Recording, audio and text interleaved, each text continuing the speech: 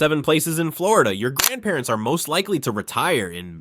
7. The Villages, the stereotype made real. Your grandparents are moving to Florida, so is everyone else's. But here's what the retirement brochures won't tell you. The Villages, America's most famous retirement community with 130,000 residents, has more golf carts than cars, its own newspaper that only prints good news, and it's not even technically a real city. No mayor, no city council, just a corporation that owns everything, including what passes for government. And somehow, that's the least interesting thing about where your grandparents are actually retiring. We're counting down the top 7, starting with the one everyone knows, ending with the place nobody talks about. The Villages sits about an hour north of Orlando, sprawling across 3 counties like someone spilled a retirement community and just kept building. We're talking 130,000 residents across roughly 32 square miles of manufactured paradise. And when we say manufactured, we mean it literally. Everything you see was designed, planned, and built by a single developer starting in the 1980s. Here's how it works. You don't actually own the land under your house. You own the structure, but the land belongs to the developer in most cases. Your monthly fees, and there are always monthly fees, cover everything from the golf courses to the social clubs to security patrols. According to Zillow, median home prices hover around $390,000 as of late 2024, which sounds reasonable until you factor in those monthly fees that can run $200 to $400 depending on your neighborhood tier. You're not buying real estate, you're buying membership. But here's what actually makes the Villages fascinating. It works exactly as advertised. This isn't a scam or a cautionary tale. This is 130,000 people who wanted a specific lifestyle and got it. Over 50 golf courses, 3,000 plus clubs and organizations, daily entertainment schedules that read like a cruise ship that never leaves port. One local described it perfectly in an interview. People come here and they're 68 years old and suddenly they have 50 new friends and a social calendar that would exhaust a college student. It's not for everyone, but if you want community, you'll never be alone here. The golf cart situation deserves mention. There are more golf carts in the Villages than in some entire states. Customized, street legal, and the primary transportation. You drive your cart to dinner, to the grocery store, to the doctor. Everything you need is within golf cart range by design. Summers are oppressively hot and humid with afternoon thunderstorms. Winters are perfect, which is why snowbirds flood in from November through March. Picture this, 7 p.m. on a Thursday in the Villages. You're sitting at Spanish Springs Town Square, watching a live band cover classic rock while hundreds of people dance on the brick plaza. The weather is perfect, 72 degrees, light breeze. Everyone around you is retired, everyone is smiling, and nobody is checking their phone because they don't have anywhere else to be.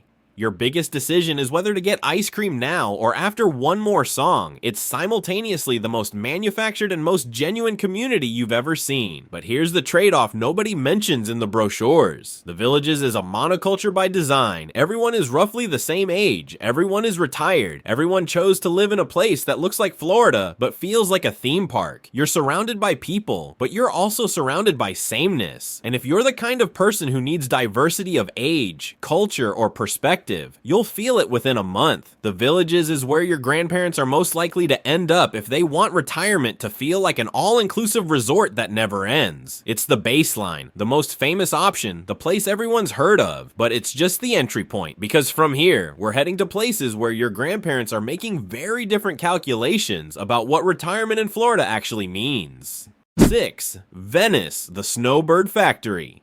From the manufactured perfection of the Villages, we're driving 2 hours southwest to Florida's Gulf Coast, where Venice sits waiting like a postcard from 1985 that never got updated. And that's exactly the appeal. Venice, Florida, population around 25,000, markets itself as the shark tooth capital of the world, which tells you everything about its vibe. This is a town where the main tourist activity is walking the beach looking for fossils, not parasailing, not jet skiing, fossil hunting. Your grandparents love it here because it's beach retirement without the chaos, the traffic, or the price tag of Naples just 60 miles south. According to Zillow data from late 2024, the median home price in Venice is around $425,000. That's not cheap, but compare it to Naples, where you're pushing $600,000 to $700,000 for something comparable. And suddenly Venice starts looking like the smart play. You're still on the Gulf Coast. You still get the white sand beaches and the sunsets that look photoshopped. You just don't get the country clubs that require financial statements to join. Over 60% of Venice residents are 65 or older. The Midwest to Venice pipeline is so established, there are entire neighborhoods that feel like suburban Detroit got airlifted to the Gulf Coast. You'll hear more Midwest accents here than Southern drawls. Here's what Venice does well: beaches without crowds. The main public beach is wide, clean, and rarely feels packed even in peak season.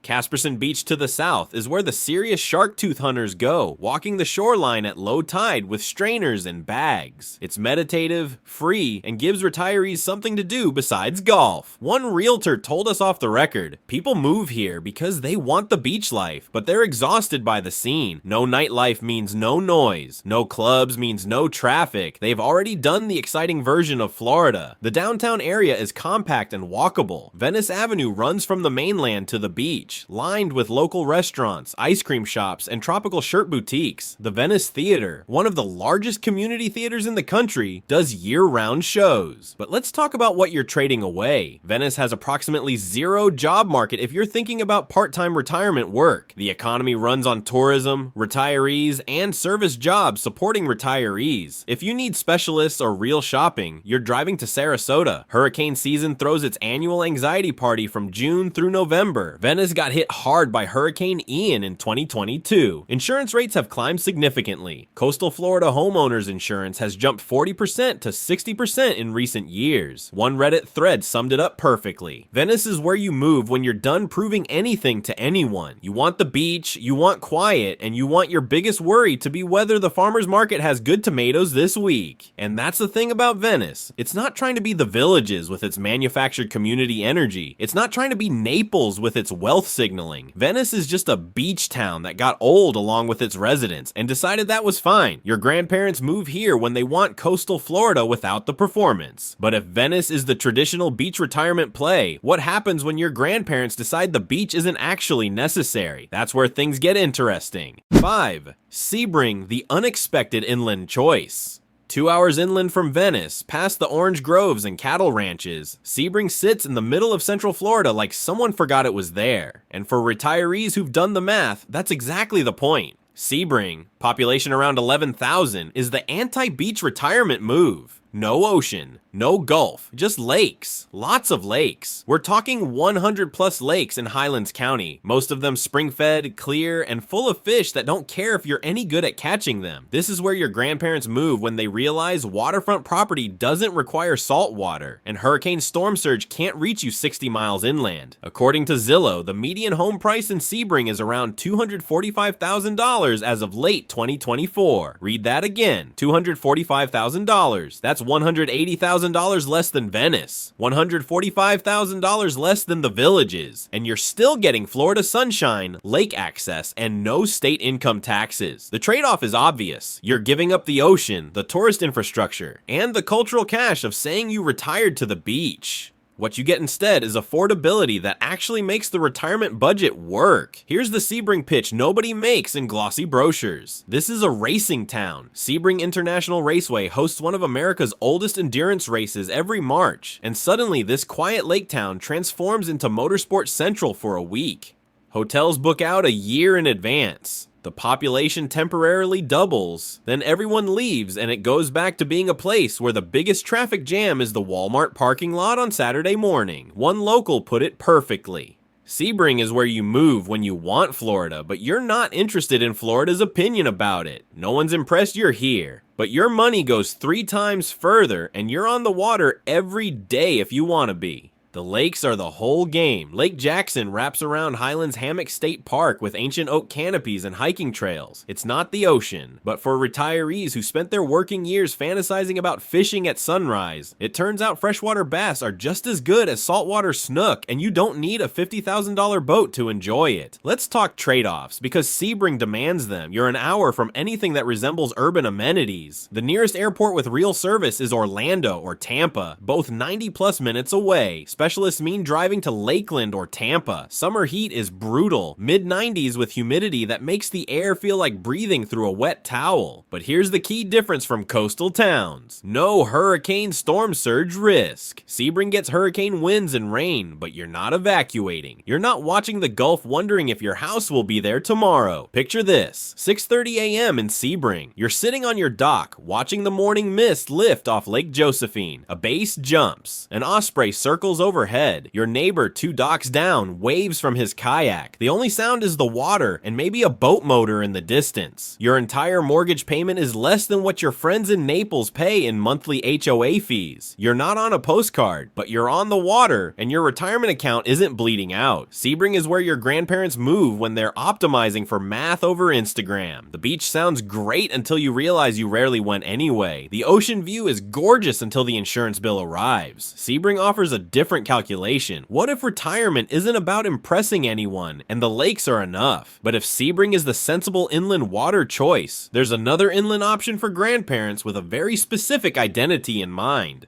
4. Ocala. The horse country pivot north of Sebring. Past the lake region, the landscape shifts. The flat scrubland gives way to rolling hills. Actual hills in Florida. And suddenly you're in Ocala, where the state's reputation meets Kentucky's aesthetic, and your grandparents decided they'd rather be around horses than beaches. Ocala and Marion County form the horse capital of Florida. And that's not marketing hyperbole. This is one of the largest thoroughbred breeding and training centers in the world. Over 1,200 horse farms, miles of white plank fencing, morning workouts on pristine tracks. If your grandparents spent their lives dreaming about land, space, and a slower pace that still has identity, this is the move. According to Zillow data from late 2024, median home prices hover around $285,000, but that number splits hard. A standard 3-bedroom runs $250,000 to $300,000. 5 acres with a barn and pasture, you're pushing $450,000 to $600,000. But for retirees coming from the Northeast or California, that still represents land ownership that would be impossible back home. 10 acres in Ocala costs what a quarter acre costs in suburban New Jersey. Unlike Venice or Sebring, Ocala has actual economic infrastructure beyond retirement. The horse industry employs thousands. Advent Health Ocala is a legitimate medical center. Manufacturing and distribution centers use Ocala's central location for logistics. Your grandparents aren't moving to a town that only exists for retirees. They're moving to a real place that happens to work well for retirement.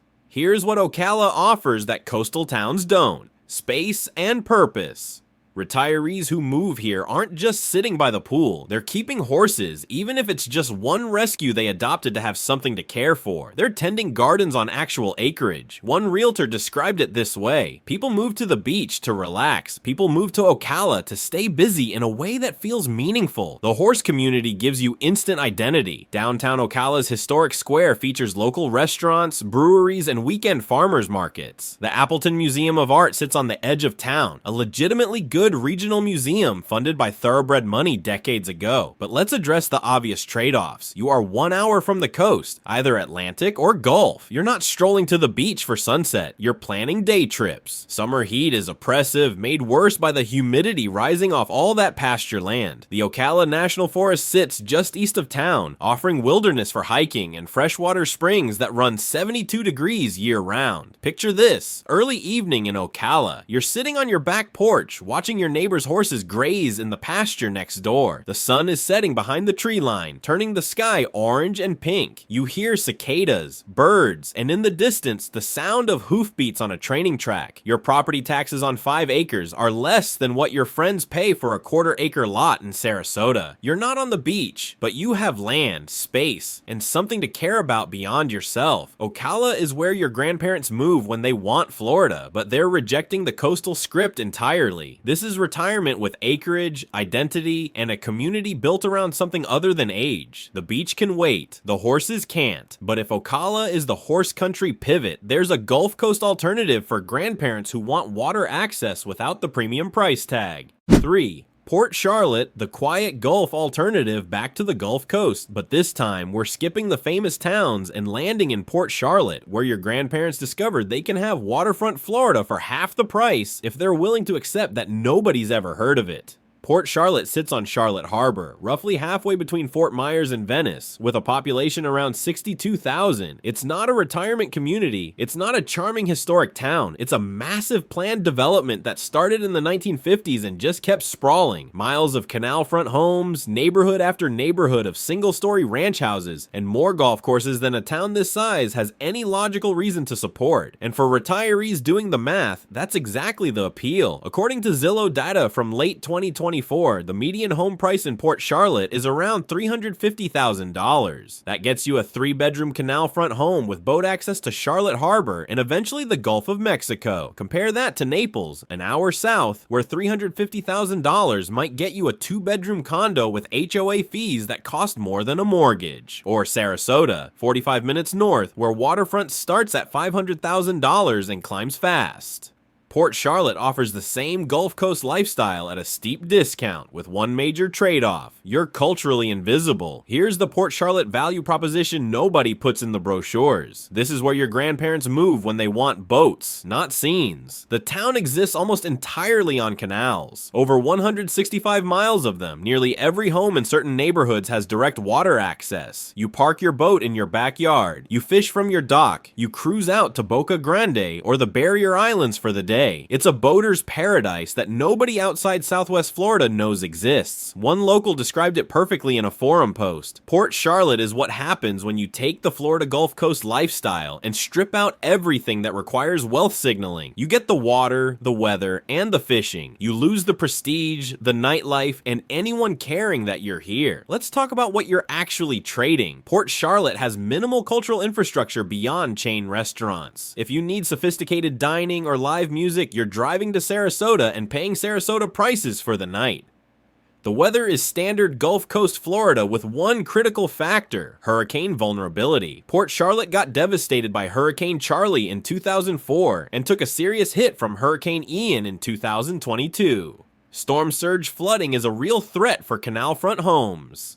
Homeowners insurance has climbed to $6,000 to $10,000 annually for waterfront properties, and that's if you can find a carrier willing to write the policy. The same waterfront access that makes the town attractive creates existential risk every hurricane season, but here's what Port Charlotte does deliver: water access for the middle class. One realtor told us off the record, "My clients are teachers, nurses, tradespeople who saved their whole lives. They want to retire on the water, but they can't afford Naples or Siesta Key. Port Charlotte lets them have the boat, the dock, and the Gulf access without the country club membership." Picture this: Saturday morning in Port Charlotte, you're on your boat heading out through the canals toward Charlotte Harbor. Dolphins surface near the channel markers. The sun is already hot, but the water breeze keeps it manageable. You pass a dozen other boats, none of them expensive, all of them functional. You'll fish for a few hours, maybe anchor at a sandbar, and be home by lunch. Your mortgage is paid off, and your boat costs less than a used sedan.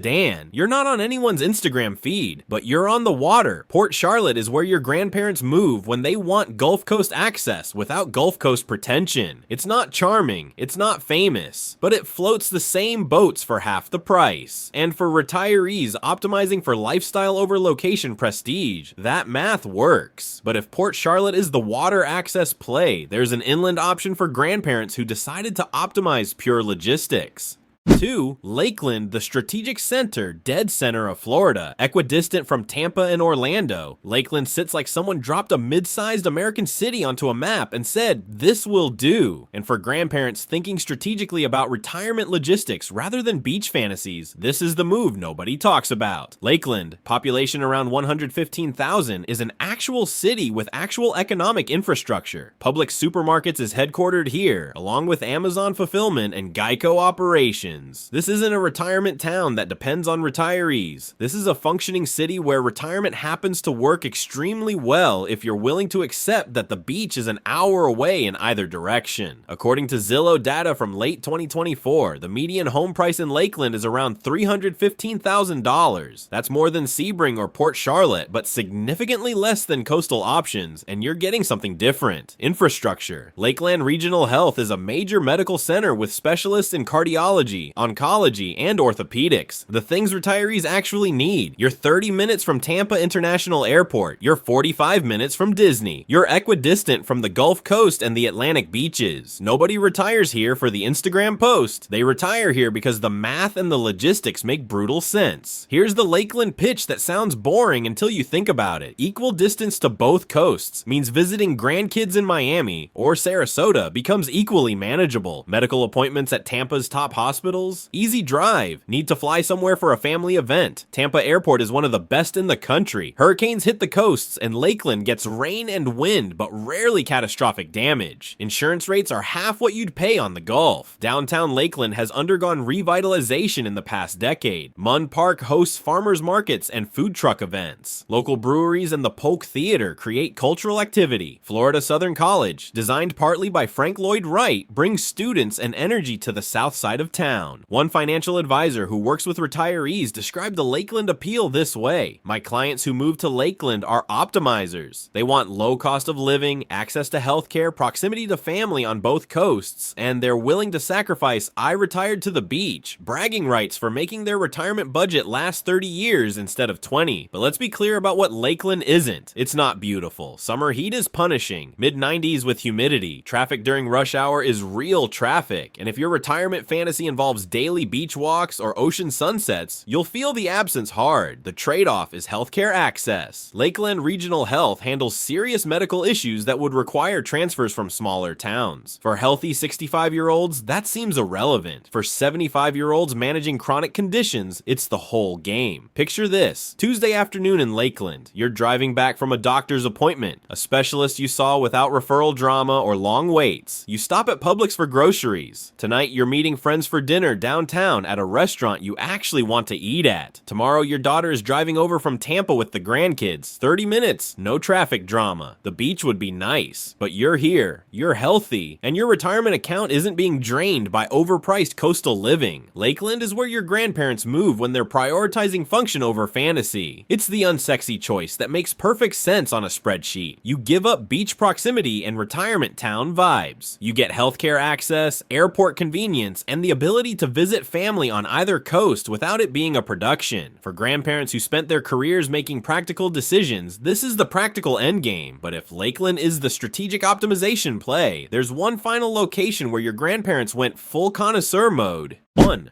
Punta Gorda, the connoisseur's secret. We end where we began, on Charlotte Harbor. But this time in Punta Gorda, the town that consistently ranks #1 in best places to retire, lists that most people have never heard of. And that's exactly how the 20,000 residents want it. Punta Gorda sits at the northern edge of Charlotte Harbor, a historic Florida town that somehow avoided becoming either a tourist trap or a retirement factory. This is old Florida that survived into the present, where downtown walkability meets waterfront access, where retirees chose quality over quantity, and where affordability died years ago, but the people who made it here don't care because they're not leaving. According to Zillow data from late 2024, the median home price in Punta Gorda is around $435,000, and that number undersells the reality. Waterfront properties on the harbor push $600,000 to $800,000. Historic homes in the walkable neighborhoods near downtown start at $500,000. This is not the budget Florida retirement option. This is where your grandparents move when they've done the math, visited the alternatives, and decided that if they're going to retire in Florida, they're doing it right. Here's what Punta Gorda offers that nowhere else on this list can match. It's a real town with real character that happens to work perfectly for retirement. The downtown historic district runs along the harbor with actual architecture, 1920s brick buildings, not manufactured aesthetic, restaurants that aren't chains. Fisherman's Village manages to be touristy without being tacky. Lachley Lashley Park on the waterfront hosts weekend events and a municipal marina. You can walk to dinner, walk to the farmer's market, walk to the park, and walk home without ever getting in a car. One longtime resident put it this way in a local magazine interview: "We get two types of retirees in Punta Gorda. First-timers who stumbled on us while visiting Fort Myers or Naples and realized we're what they actually wanted. And second-timers who already tried somewhere else in Florida, hated it, and found us the second time around." Let's talk about what justifies the premium price. The quality of life elements add up. Punta Gorda has a legitimate arts scene. The Visual Arts Center, Charlotte Players Theater, the Symphony Orchestra. The Peace River winds through town, offering kayaking and nature trails. Charlotte Harbor itself provides world-class fishing, boating, and access to Boca Grande and the Barrier Islands. Hurricane Ian in 2022 brought storm surge and flooding, but nothing like the destruction up the coast in Fort Myers. Insurance rates reflect the risk. Waterfront properties can hit $10,000 to $15,000 annually, but everyone who lives here has already accepted that math. Here's the Punta Gorda differentiation. This is where your grandparents move when they want a place, not a product. The Villages is a product. Port Charlotte is a product. Venice is a product marketed to Midwesterners. Punta Gorda is a town that happened to age well and attract retirees who appreciate the difference.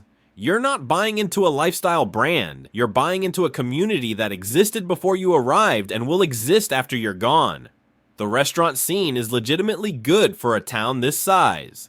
The farmers market on Saturdays draws crowds from surrounding towns. The downtown walkability means you see neighbors, run into friends, and feel connected without the forced social programming of planned communities. But let's acknowledge the trade-off. Punta Gorda is not cheap. Your grandparents are spending Naples money to not live in Naples, which only makes sense if they value authenticity over status. You're also 30 minutes from the nearest commercial airport. You're an hour from any major city. Picture this: Sunday morning in Punta Gorda.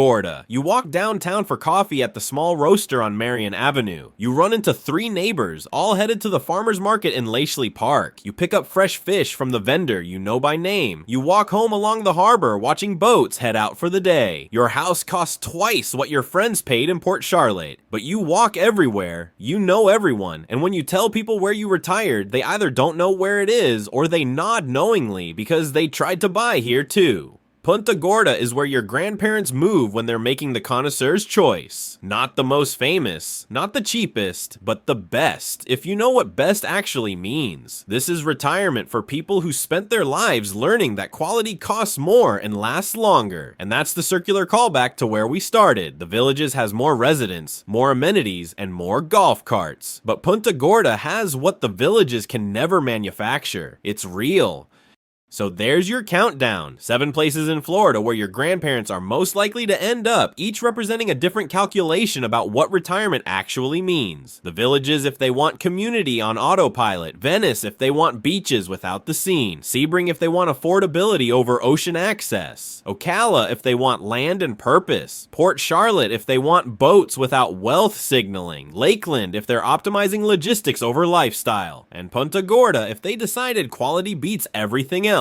If this helped, hit that like button and drop a comment with where your grandparents actually retired. I'm out.